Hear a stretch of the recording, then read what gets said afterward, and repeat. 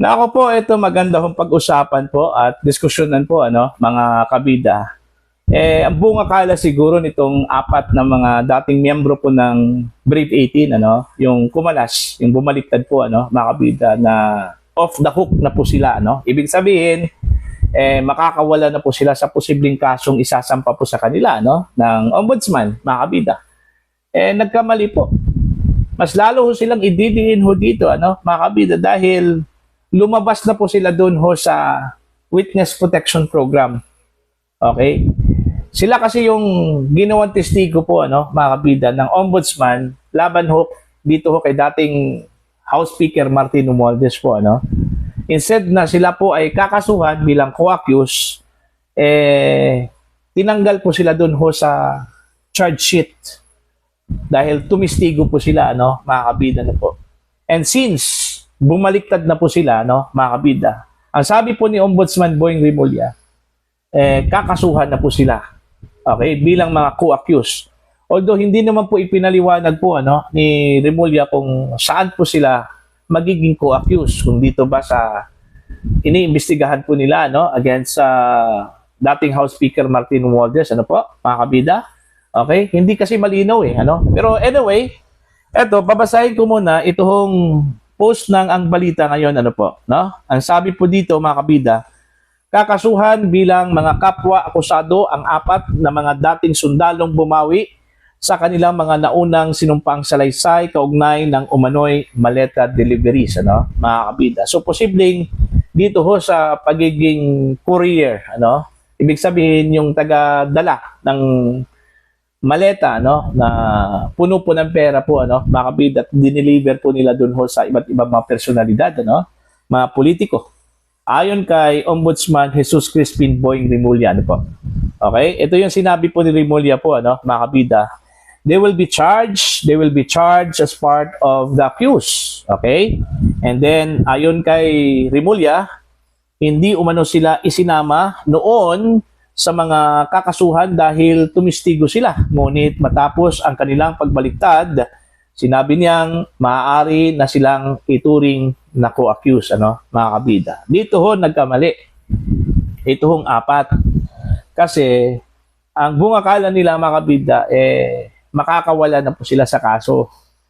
Hindi po nila inisip, kaya nga hindi ho sila kinasuhan during that time kasi isinali po sila, mga kabida, bilang mga witnesses. Okay? Against dating House Speaker Martin Romualdez. Ngayon, umalis na. Okay? Binitawan na po nila yung pagiging witness against Romualdez, babalikan po sila ng ombudsman dito, mga kabida, po.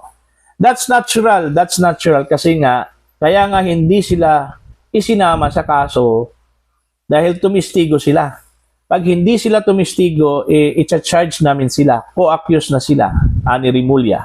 Ayon.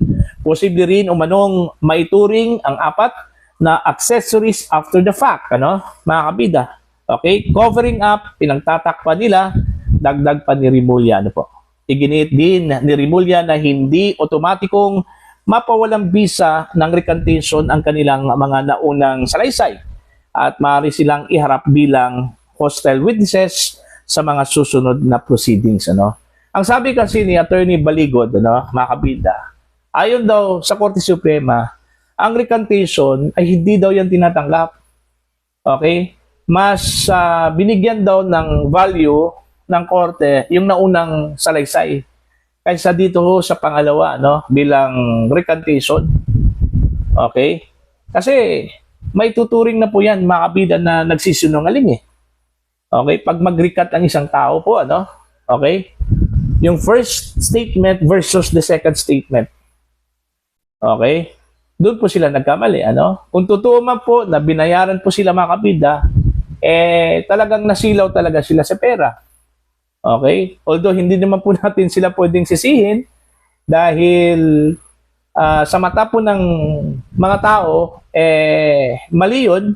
Okay? Immoral yun, mga kabida. Pero sa kanila po, mga kabida, para sa pamilya po yun Okay? So, siguro, mas pinili po nila ang kapakanan at buhay ng kanilang pamilya, kaysa mananatili hong testigo laban dito sa mga sangkot ho sa money delivery scheme, ano, mga kabida, ano po. Pero yun nga, yung impression po ng taong bayan po sa kanila, iba, ano, mga kabida, ano po. Ang apat na bumawi sa kanilang mga naunang salaysay ay sina Robert Waupan, Cecilio Laroder Jr., Benny Buluntate at Bernard Tube. Sa kanilang recantation, itinanggi nila ang ilang naunang aligasyon at naghayag ng mga paratang laban sa kanilang dating abogado ni sa Attorney Levito Baligod. Mga aligasyong itinanggi naman ni Attorney Baligod. Ano? So yun po, mga kabida, mas madidiin po itong apat dito, ano, sa kanilang pagbaliktad, mga kabida, ano po. Although doon ho sa kanilang naunang sinumpang salaysay, ang nagkaso na po sa kanila, mga kabida, ito hong si Trillanes. Ang kaso na isinampa po ni Trillanes po, ano, mga kabida, laban po sa apat, kung hindi ako nagkamali, cyber libel, ano, mga kabida. Pero mas matindi po ang ikakaso ng ombudsman sa kanila. Dahil co-accused po sila sa graft, ano, mga kabida, most probably, baka naman po plunder yung ikakaso po sa main accused, ano, mga kabida. And since co-accused po sila, mga kabida, so most probably, ganun din yon. Okay? Mas matindi. Okay? So, yun po, no? Abangan natin kung ano po ang susunod na mangyayari ho dito, ano, mga kabida, dahil kung titingnan po natin yung reception po ng tao, ano, at saka perception po, mga kabida, kung nakita ho ninyo yung pagpiyansa po, ano, o paglagak ng piyansa ng 14 na mga dating sundalo po, ano, mga kabida, dahil sa kasong perjury, makikita mo talaga yung suporta po ng taong bayan, ano, dahil kumbaga sunod-sunod yung donations na natanggap ng grupo, ano. Mantakin nyo, 1 million yung aabutin po ng piyansa po nila, no, mga kabida. Pero dahil sa tulong ng iba't ibang mga tao, ano, nagbigay sa kanila ng donations, kaya naabot po nila yung 1 million at nakapaglagak po sila ng piyansa po, ano, mga kabida. Ayun, nakalabas po. Okay? Kung ikukumpara natin yung simpatsya po ng taong bayan, dito ho sa apat, malayo. Okay? Malayo po. In fact, may mga nagkundi na nga dito sa apat dahil maliban sa iniwanan po nila, ito hong mga kasamahan po nila, mga kabida, ang dating kasi dito, parang inuuna po nila yung pera kaysa sa kanilang prinsipyo po, ano, mga kabida, na po. Okay? Yun kasi yung sinabi po ni Attorney Baligod na sila po ay nabayaran, ano, dahil meron pong ebidensya si Baligod, ano, mga kabida, usapan during the negotiation, ano, mga kabida, ano po. In fact, doon ho sa panayam po kay Attorney Baligod, yung negotiation daw, mga kabida, sa kanila, mantakin nyo, nag-start po ito ng 5 million, umabot ng 10 million hanggang umabot ng 25 million. Ganun po kalaki yung halaga, mga kabida, ano po, no? Ang offer. So, mayaman yung nag-offer. Alright? At meron din silang ebidensya kung sino po yung naging tulay. Sino yung kumausap sa kanila, ano, mga kabida, ano po. Okay? So, sa tamang panahon, siguro, ibubunyag po nila yan, ano, mga kabida, ni Attorney Levy Baligod. Alright? Kung sino po ang nasa likod dito ho sa pagbaliktad po, mga kabida, ng apat na mga dati ho nilang kasamahan, ano, sa Brave 18. Okay? Mas mahinang nilalang daw itong apat, mga kabida, dahil bumigay kaagad, ano?